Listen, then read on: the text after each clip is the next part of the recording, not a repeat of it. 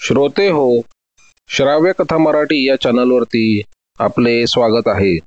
श्रोते हो, श्राव्य कथा मराठी या चॅनलला आपण जर सबस्क्राईब केलं नसेल तर लगेच सबस्क्राईब करा, लाईक करा, शेअर करा आणि बेल आयकॉनवर क्लिक करायला विसरू नका. श्रोते हो, सध्या मी आपल्याला श्रीकांत सिनकर यांनी लिहिलेल्या विविध पोलीस तपास कथा, रहस्य कथा, गुप्तहेर कथा या सादर करत आहे. अशाच कथांच्या मालिकेतील एक दीर्घ कथा मी आपल्याला सादर करत आहे. कथेचं नाव आहे कॅडल रोड मर्डर केस. या कथेचा भाग पहिला.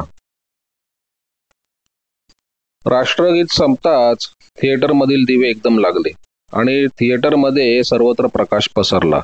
दरवाजे उघडले गेले आणि चित्रपट पाहण्यासाठी आलेले प्रेक्षक हळूहळू दरवाजाशी निघाले. कांदिवली येथे असलेल्या मयूर सिनेमागृहात गुरुदत्त प्रोडक्शनचा जुना चित्रपट प्यासा पुन्हा दाखवण्यात येत होता.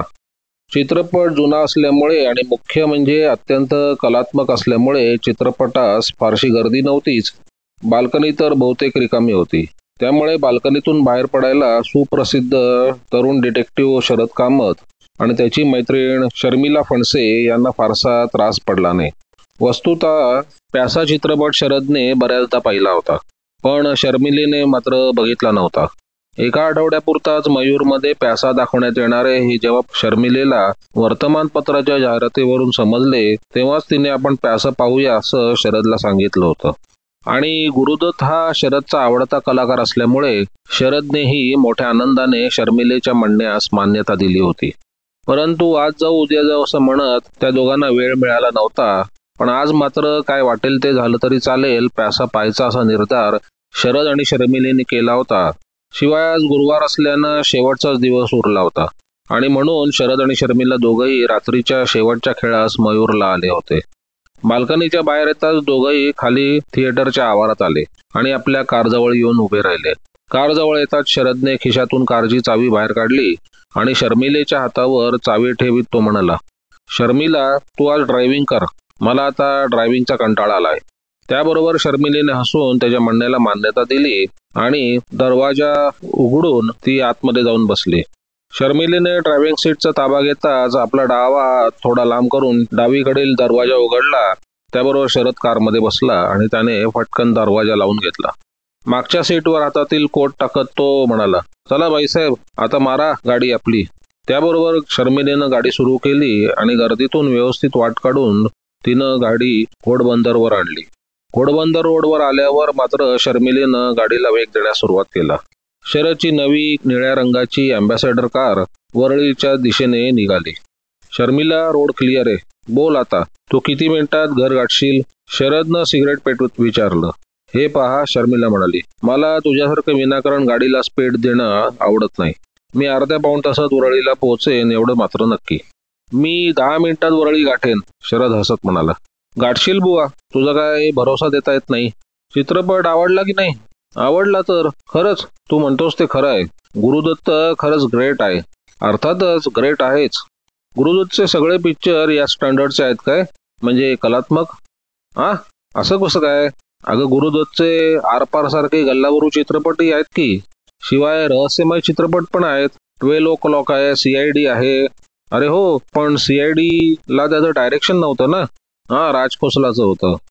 छान म्हणता येणार नाही शर्मिला, वस्तुतः अगदी सोपी केस होती. तुमच्या त्या देवानांच्या म्हणजे इन्स्पेक्टर शेखरच्या जागी मी असतो तर 5 मिनिटात आरोपी पकडला असता. शरद, तुझी कमालच आहे. कोणती मर्डर केस तुला सोपीच वाटते? कारण ती केस सोपी असते म्हणून, खट्याळपणे हसत शरद म्हणाला. शाणा आहेस, थोड्याशा रागात शर्मिला म्हणाली. म्हणून तर डिटेक्टिव्ह झालो आहे शर्मिला, ते पण तुझ्या सहकार्यामुळेच. माझ्या? ते कसं काय बुवा? शर्मिला, तू म्हणे एक अजब आहेस. खरंच माझी फार इच्छा होती ग, पुढे खूप शिकावंस, पण राहिलं. मला तू 4 वर्षापूर्वी फोर्टमध्ये भेटतेस काय? माझ्या व्यवसायावर तू खुश होतेस काय आणि माझ्याबरोबर राहतेस काय? सारंच विचित्र. कॉलेजात असताना तू पुढे मला पुन्हा भेटशील असं कधी वाटलं नव्हतं. ग्रेट आहेस तू शर्मिला. तू माझ्याबरोबर असल्याने मला एखाद्या केसचा निकाल लावायला भलता स्वरूप येतो. असं का बरं? आता ते काय मी सांगू, पण येतो हे खरं. तू जवळ असलीस की वाटतं मुंबईत रोज एक नवीन खून व्हावा. आणि ती एक केस आपल्याला मिळावी. मग तुझ्या सहकार्यानं आपण त्या केसचा निकाल लावावा. मिस्टर शरद, आपलं डोकं ठिकाणावर आहे ना? हे काय चाललंय? मुंबईत रोज एक खून वगैरे? अगं नाही ग, खरंच सहज बोललो मी. शरद हसत म्हणाला. नाहीतरी अलीकडे आपल्याला काम तरी काय आहे? येता जाता पिक्चर बघायचे, पिकनिकला जायचं आणि पार्ट्या अटेंड करायच्या. तू फक्त हेच पहा की खून कुठं होतोय ते, कुठं बँक फोडली जाते, कुठे मोठा दरोडा पडतो ते. तुझ्या इच्छा पण तुझ्यासारखाच विचित्र आहेत. अगं त्याशिवाय तर मजा नाही. रोज काहीतरी झालंच पाहिजे. पुरे पुरे कळलं, शर्मिला म्हणाली आणि तिनं बांद्रा टॉकीज जवळ असलेल्या गार्डन्स भोवती सुरेख वळण घेतलं आणि ती माहीम बॅरियरकडे निघाली. माहीम बॅरियरवरचे चेकिंग करणारे पोलीस दिसताच शरद म्हणाला, या पोलिसांची जरा गंमत करूया का? नको हा शरद, शर्मिला थोड्या रागाने म्हणाली. तू कशाला उगाच त्या पोलिसांच्या वाटेला जातो? ते बिचारे आपले. पोलीस बिचारे? तिला पुढे बोलू न देता शरद म्हणाला, पोलिसांना बिचारे म्हणणारी तू एकटीच. पण उगाच काय त्यांना छळायचंय? खरं सांगू का, मला पोलिसांना सतवायला फार आवडतं. हो का? मग एक दिवस तुझ्या हातात बेड्या घालेल तेव्हा कळेल. बेड्या घालतील? शरद पुढे हसत म्हणाला. अगं एकदा तर त्यांनी माझ्या दोन्ही हातात बेड्या घालून मला जीपमध्ये बसवलं होतं. आ? काय म्हणतो? पुढे काय झालं? होणार काय, मी त्यांची कारच घेऊन पळालो. हातात बेड्या असताना? शर्मिलीनं आश्चर्याने विचारलं. अगं पण हातातल्या बेड्या काढायला कितीसा वेळ लागतो? मिस शर्मिला, या बाबतीत मी चिनी जादूगार अँटोनीचा काका आहे बरं का. अरे पण पुढे काय झालं ते तर सांग, शर्मिला उत्साहाने म्हणाली. मी जीप घेऊन निघालो तो सरळ CID ऑफिसात.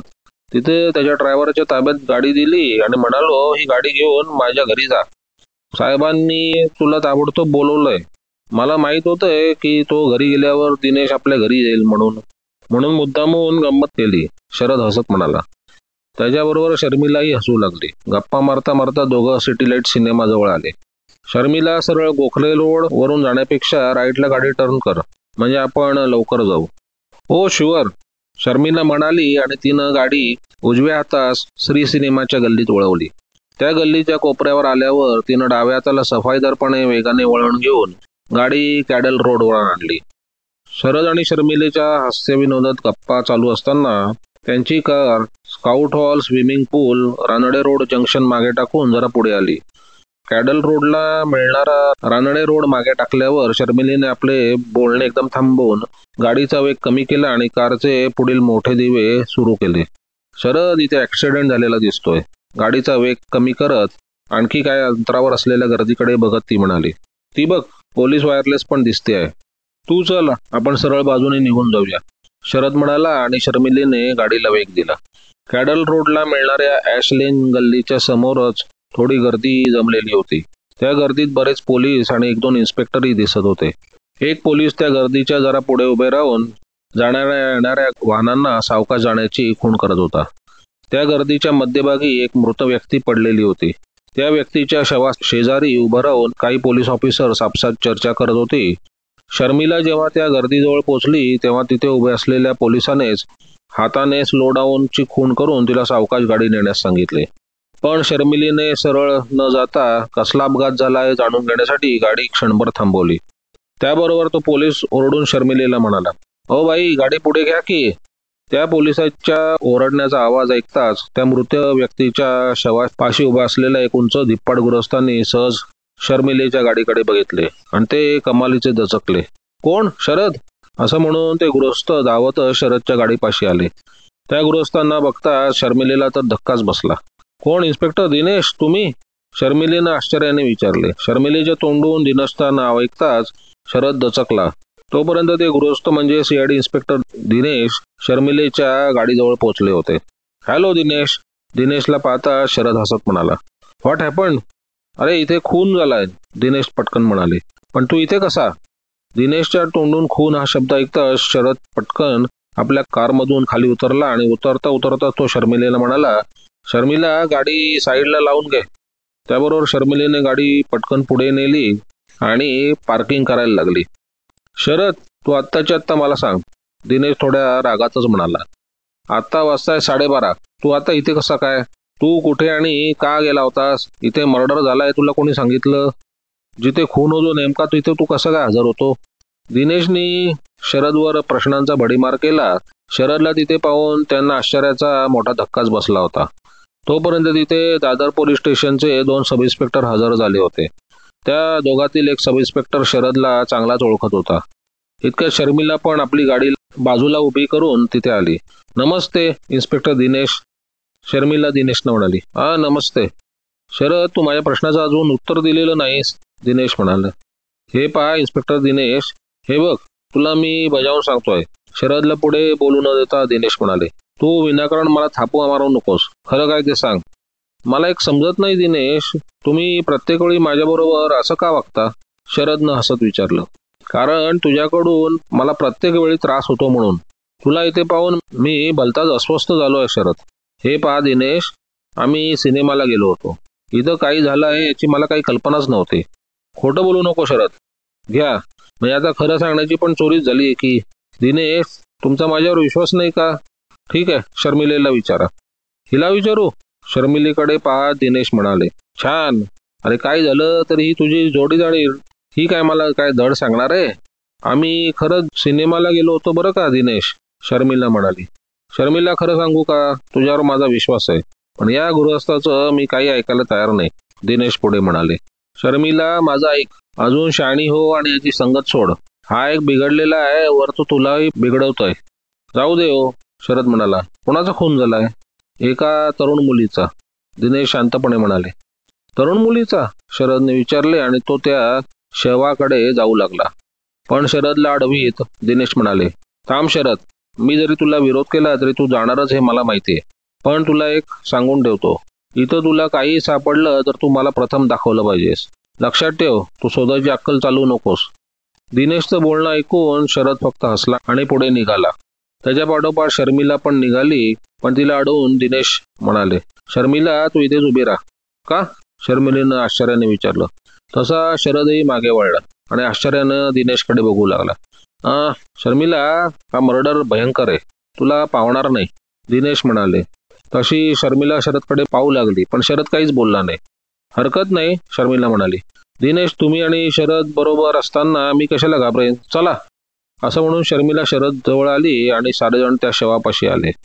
कॅडर रोडच्या मध्यभागी ॲशलेन रोड जंक्शनवर एका तरुण मुलीचं प्रेत पडलं होतं. त्या तरुण मुलीच्या छातीत कोणीतरी खंजीर खुपसला होता. तो खंजीर किती खोल होता हे समजायला मार्ग नव्हता, कारण त्या खंजीराची मूठ त्या मुलीच्या छातीला चिकटली होती. त्या मुलीचे पाय वरळीच्या दिशेने होते तर डोकं माहीमच्या दिशेने.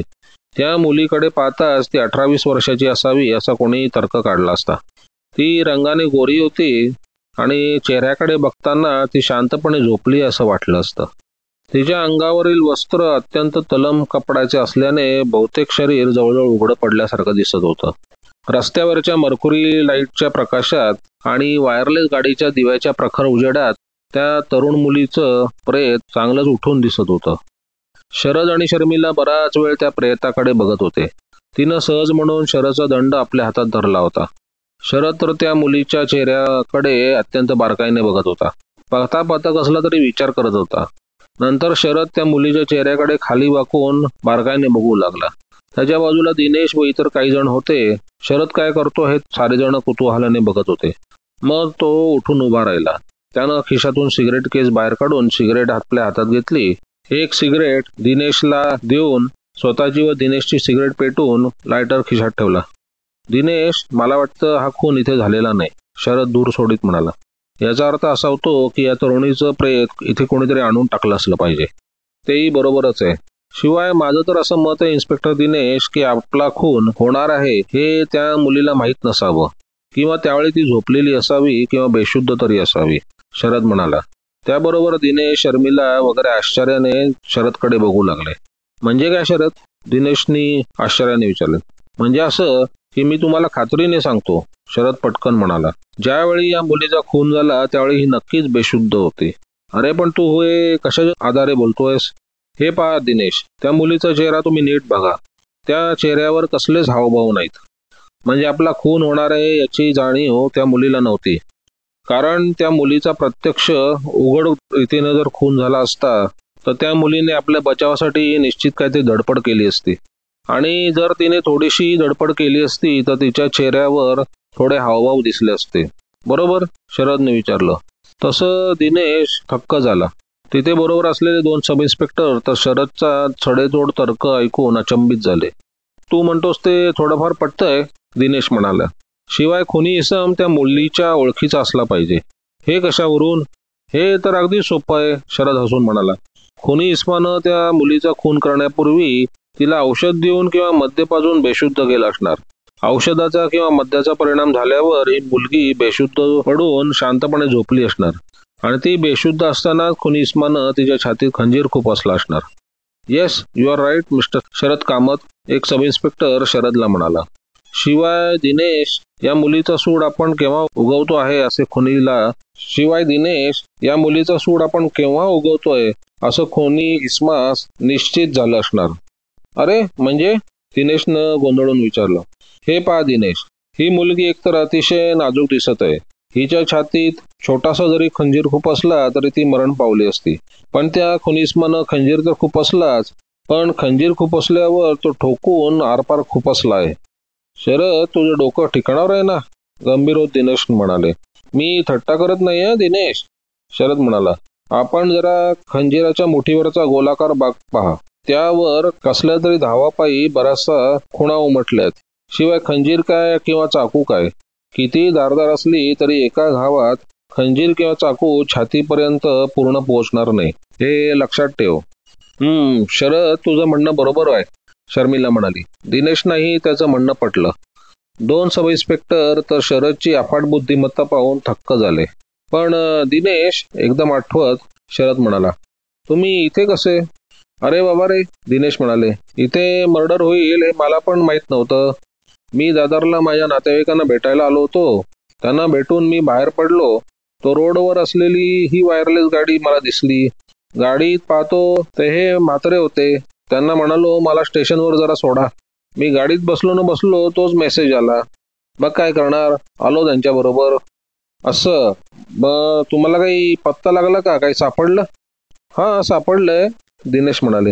हे एक प्रिंटेड व्हिजिटिंग कार्ड सापडलंय या प्रेताजवळ. असं म्हणून दिनेशने आपल्या खिशातून एक व्हिजिटिंग कार्ड बाहेर काढून शरदच्या हातावर ठेवले आणि ते म्हणाले, वाच शरद. शरदनं त्या कार्डावरून नजर फिरवली आणि त्याला आश्चर्याचा धक्का बसला. पण दुसऱ्या क्षणाला त्याच्या चेहऱ्यावरचे हावभाव नाहीसे झाले आणि चेहऱ्यावर मंद हास्य पसरले. कृष्णकुमार उर्फ एजंट 301, शरद त्या कार्डावरून नजर फिरवत म्हणाला. त्याबरोबर सारे हसू लागले. कोण? शर्मिलानं आश्चर्याने विचारले. कृष्णकुमार उर्फ एजंट 301, शर्मिलेच्या हातावर ते कार्ड ठेवीत शरद म्हणाले. दिनेश, कोण आहे हा कृष्णकुमार उर्फ एजंट 301? हा जेम्स बॉन्डचा भाऊ आहे की काय? हा एजंट 301 कोणी का असे ना, यालाच आम्ही आता शोधणार आहोत, दिनेश आत्मविश्वासाने म्हणाले. तुम्ही काय हालचाल केली आहे? वायरलेसवरून आम्ही सर्वत्र बातमी पोहोचवली आहे. Railway station, airport, Mahim Sion barrier इथे लक्ष ठेवण्यात आलं आहे. मग काय पाहिजे आणखीन? लवकरच सापडेल हा एजंट 301. लवकरच? शरद, मी त्याला एका तासाच्या त्याला अरेस्ट केलाय. दुर्दैव असं आहे की मी ज्याला अरेस्ट केलंय तो मुका आहे. दिनेश, शरद ओरडला. तुम्ही कोणाला अरेस्ट केलंय? दिनेशने एक आरोपी पकडलाय हे पाहून शरद आणि शर्मिला थक्कच झाले. आहे एक जण, पण तो मुका आहे म्हणून, नाहीतर कृष्णकुमारला पकडायला मला वेळ लागला नसता. मग तो आरोपी कुठे आता? हा काय इथे या वायरलेसमध्ये बसवलाय, दिनेश शांतपणे म्हणाले. वायरलेसमध्ये? शरद पुन्हा ओरडला. दिनेश, तुमची पण कमाल आहे ना, तुम्ही आता मला सांगताय हे? हो, म्हटलं बघूया तुला काय शोध लागतो तो. पण हा आरोपी सापडला कसा तुम्हाला? शर्मिलेने विचारलं. आम्हाला 10च्या सुमारास मेसेज मिळाला. आम्ही जेव्हा इथे आलो तेव्हा तो प्रेतापाशी वाकून काहीतरी करत होता. आम्हाला पाहताच तो समुद्राच्या दिशेने पळू लागला. पण या म्हातारींनी आणि दोघा हवालदारांनी त्याचा पाठलाग करून त्याला पकडले. पण दिनेश, तो मुकाय कशावरून? शर्मिलेनं विचारलं. अगं, तो तोंडातून एक शब्द काढत नाही, नुसता ऊ करतोय, म्हणून मुकाय? शरदनं विचारलं. तसं नाही रे, आम्ही त्याला चिक्कार फटकावला, लाथाबुक्क्याने तुडवलं, पण तोंडातून एक अक्षर नाही काढत तो. माझी खात्री आहे शरद, तो नक्की मुका असणार, थोड्या निराशेने दिनेश म्हणाले.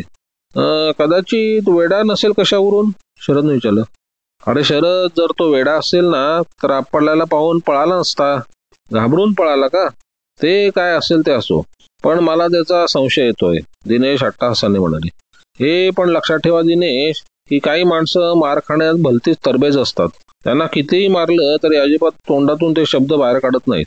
पण अशा लोकांना बोलतं करण्याचा मार्ग एकच, तो म्हणजे कोणता मार्ग? दिनेश अधीरतेने विचारले. जाऊ दे, प्रथम तो माणूस तर बघू, शरद म्हणाला.